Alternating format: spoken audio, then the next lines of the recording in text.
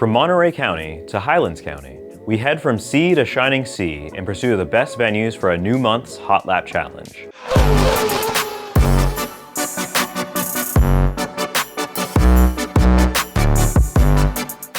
Today we find ourselves at Sebring International Raceway to test ahead of the Sebring 12-hour endurance race, putting some fresh laps on a course celebrating 75 years of motorsports history in a power-packed new school touring car. So grab your gloves, book your sim time, and be ready to dig deep to win your share of the $250 prize pool that we offer for each month.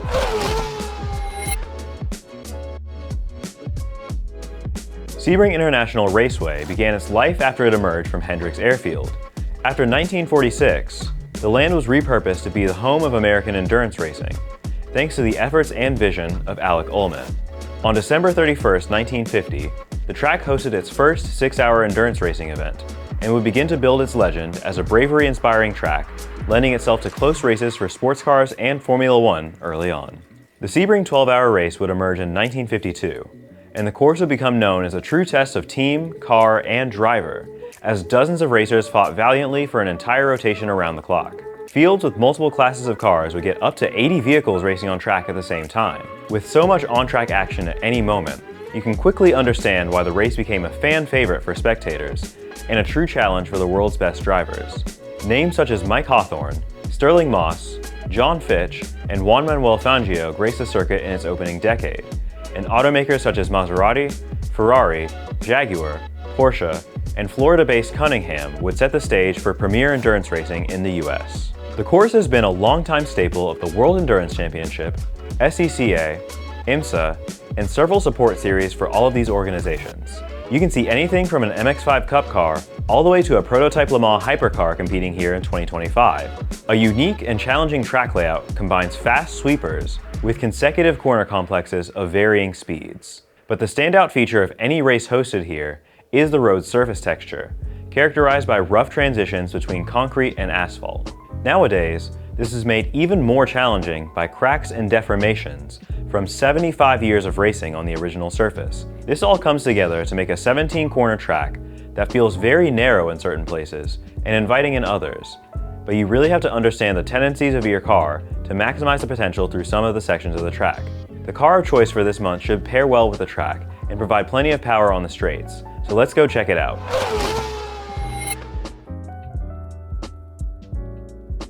Down in the garage, we can take a look at our secret weapon for the hot lap, where drivers will be piloting the BMW M2 CS Racing. One of BMW's ultimate driving machines gets a substantial overhaul to go from a backroad delight to a track day monster, with a 3-liter turbocharged inline-6 engine, and horsepower figures anywhere from 280 to 450 brake horsepower depending on settings. This is sent through a 7-speed dual-clutch gearbox and put down to the pavement on slick tires with the help of a front splitter and adjustable rear wing.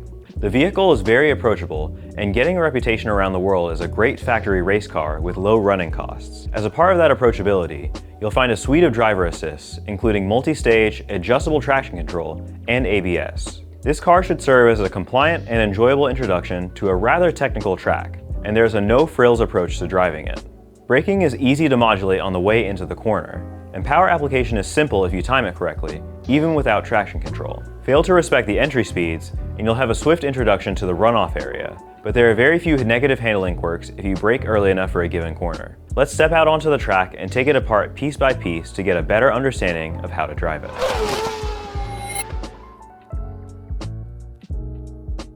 Make sure you come out of the final corner, Sunset Bend, with a clean exit as you start your lap. We'll revisit this corner later, but as you cross the start-finish, position the car over to the right in preparation for turn 1.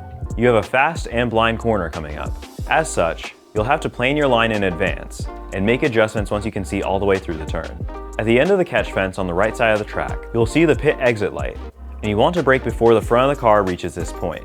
Get the car as close as you can to the inside as you pass a blue building with a Lexus advertising on top, and roll on power once you get close to the 0 marker board overhead, which is past the corner apex. Full throttle past this point, and let the steering flow towards the outside curb on exit, making sure not to run out onto the dirt. Approaching turn 3, brake past the 300 board and head down to 3rd gear, and as you head towards the inside curb, clip it late and pick up the throttle to exit towards the outside. Turn 4 almost functions as the exit of turn 3, so you can compromise a bit to get a clean run through both of them. Turn 5 is long and demands patience. Carrying the speed from turn 4 should set you to the mid-right of the track, and you'll brake for a moment before tipping the car in. You should feel as if you're going too slow for this turn until you realize that the exit tightens up a lot, and you can't go super fast through it. It's very easy to run too wide onto the exit as a consequence, but keep it clean and go full throttle once your front wheels are pointed parallel to the exit. Go flat through Big Bend and start to reposition from the right side of the track to the left as the kink begins to straighten out. Spot the marker boards on the left and brake for the hairpin before passing the 400 board. Release the brakes slowly as you turn in and keep your eyes up for the apex and corner exit. As soon as you're at the midpoint, roll into the gas and get a good drive off the corner. Stay flat through Fangio and turn 9 while getting to the left to set up for turn 10. You can go aggressive here and brake at the 400 as long as you get to the apex, because it's a quick run through the next 3 turns to Tower Corner. Carry your speed through 10, and be as brave as you can through 11. It's much longer than you expect, and it gives the illusion that you can't go flat out. But if you start the turn early enough, you'll end up at track right as you hit turn 12, and let the car flow back to the left as you spot the entry curb for Tower. You'll want to be slowing down at least a car length or 2 before you reach the curb, and head back down to 3rd gear. Maintain some speed on the way into the apex, and pick up the throttle to get the car back to track left on the way out. You'll have a flat-out run from Tower down through turn 14 at Bishop. Start from track right and get a good bite on both apex curbs unless you want to run wide. Brake at the end of the curb to set up for turn 15, again down to 3rd gear, and wait until you can see your way through the corner before getting back on the gas. Straight line the exit and set up to the left for turn 16. Turn 16 actually lets you swing out even further to the left after the curb on entry to get a much more optimal line through the right-hander. So get the whole car just outside of the white line before a strong turn-in to get a late apex, and carry your speed out to the outside curb. If you jump the inside curb, you'll get a lot of push that throws you outside and may cause you to lift or run off track. You'll have one more long run down the Ullman straight and be looking for 4 marker boards at the end of the straightaway. Brake at the 300 board and take a head of steam into the final corner, Sunset Bend. You have a lot of time to scrub speed through the entry phase of the corner before approaching a bridge overhead. If you look at the black marks on the pavement that denote the actual shape of the corner, you'll see that I actually understeer past the outer edge on the way in, while trail braking to eventually hit the apex of this extra long corner. There is no perfect line through here, but your goal is to scrub enough speed to get all the way to the right as you pass under this bridge. Once you do that, slowly roll back into the gas, almost like there's an eggshell beneath the pedal and you don't want to crack it. As you see the second bridge in the pit entry, you should be full throttle and carrying the cars to the outside to finish out your hot lap. So let's take a look at everything in full speed and see what we're able to come up with.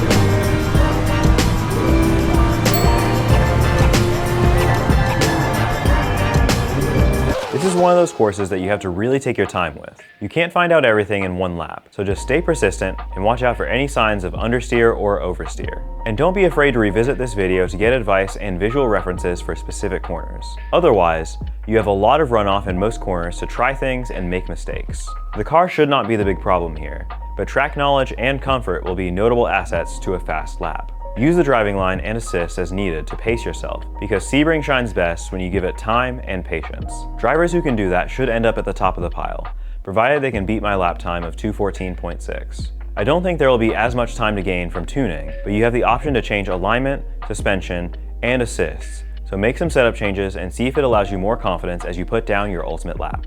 All of our monthly hot lap challenges offer a podium prize, with a $25 voucher credit for third place, a $75 credit for second place, and a $150 credit going to the driver with the fastest time.